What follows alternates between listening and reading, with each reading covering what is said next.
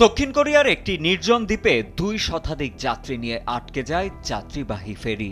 অতঃপর কোস্টগার্ডের শ্বাসরুদ্ধকর অভিযানের পর ফেরিতে থাকা ২৪৬ জন যাত্রী এবং ২১ জন ক্রু সদস্য সহ সকল আরোহীকে উদ্ধার করা হয়।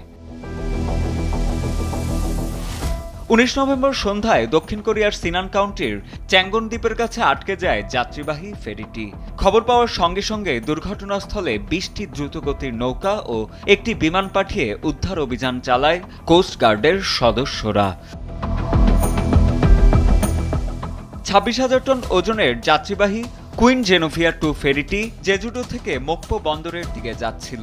চ্যাঙ্গন দ্বীপের কাছে জনবসতিহীন একটি ছোট দ্বীপ জোক উপকূলে পৌঁছানোর পরই ডুবোচরে আটকে যায় ফেরিটি। উদ্ধার অভিযানের সময় আবহাওয়া প্রতিকূলে থাকলেও প্রধানমন্ত্রী কিম মিন সেওকের নির্দেশে দ্রুততম সময়ের মধ্যেই নিরাপদে উদ্ধার করা হয় সব আরোহীকে। তবে এত বড় ফেরিটি কেন ডুবোচরে আটকে গেল সে কারণটি এখনও স্পষ্ট নয়। উপকূলরক্ষী বাহিনীর উচ্চ পর্যায়ের একটি তদন্তকারী দল দুর্ঘটনার মূল কারণ খতিয়ে দেখছে বলেও জানা গেছে। সাজিদ আনিল, ডেস্ক রিপোর্ট, সময়ের আলো।